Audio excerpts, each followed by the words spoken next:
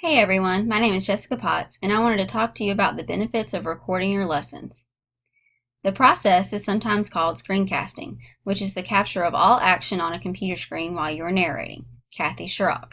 With that said, screencasting is a tool that seems to become an added benefit for teachers outside of the classroom. Molly Murphy.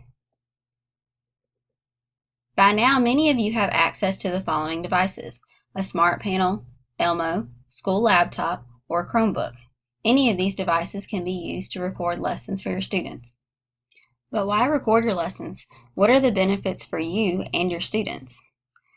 First, let's think about this great example provided by Aaron Sams and John Berman in their book, Flip Your Classroom, Reach Every Student in Every Class Every Day.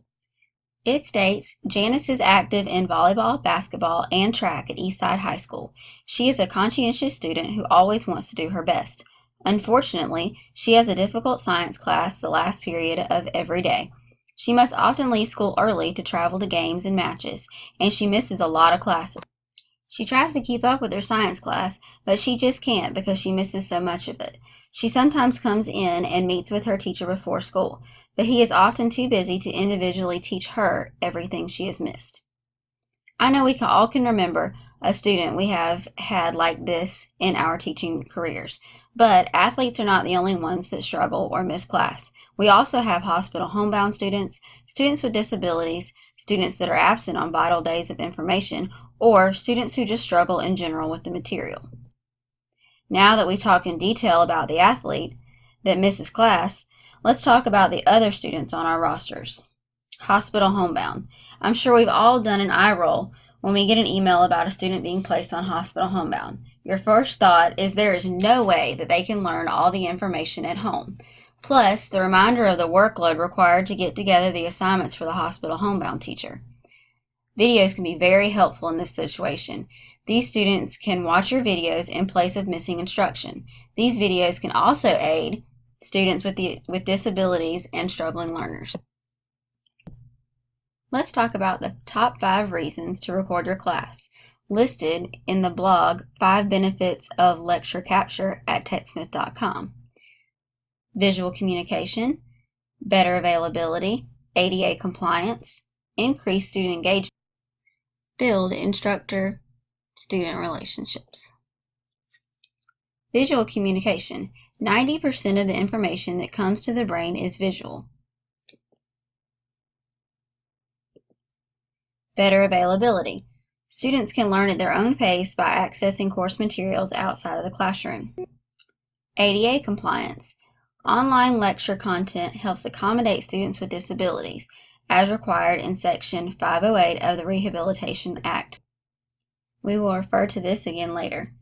Increased student engagement. Videos can also be created with quizzes or activities embedded or attached. However, screencasting can be used in countless ways by both teachers and students to enrich course material and student learning outcomes. Build instructor-student relationships.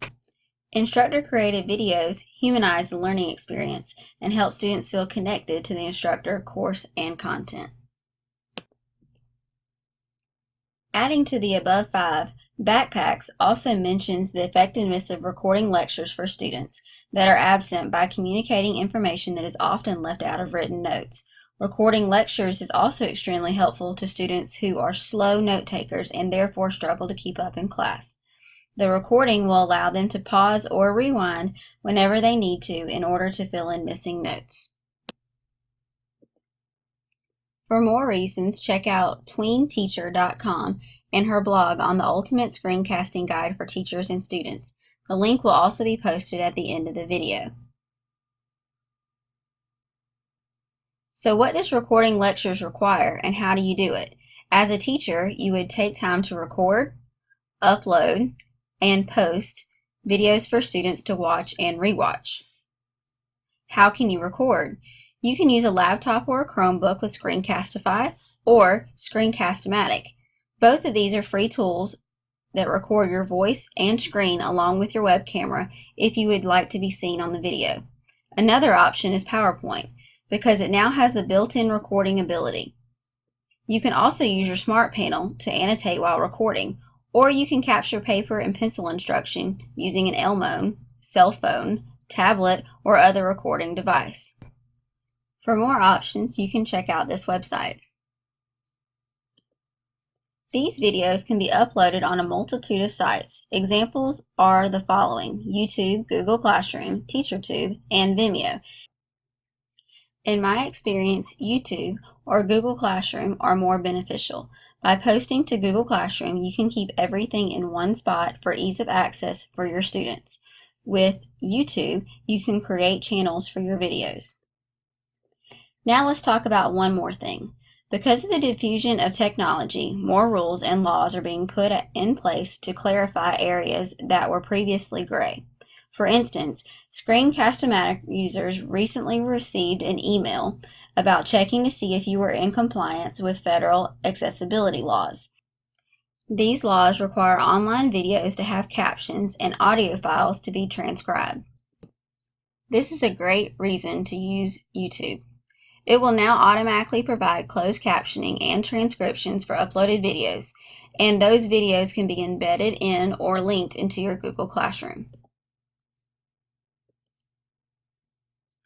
Also, another rule to keep in mind while creating videos is the Family Educational Rights and Privacy Act, abbreviated as FERPA. On that issue, the University of Massachusetts Amherst clarifies some of the frequently asked questions about acceptable practices for utilizing video and audio recordings in the classroom setting. This information can be found by searching University of Massachusetts Amherst, Lecture, Capture, and FERPA. You can also find a link at the end of this video. Therefore, remember that if you wish to record live lectures, you will need a parent consent form to release student information relating to the classroom recording and media document. Key takeaways. Screencasts can provide learners a student-centered and engaging learning experience in both distance and traditional learning settings. Remember to align screencasts with lesson objectives, goals, assessment practices, and standards. Instructors can create their own screencasts rather than searching through thousands of educational screencast videos on the web.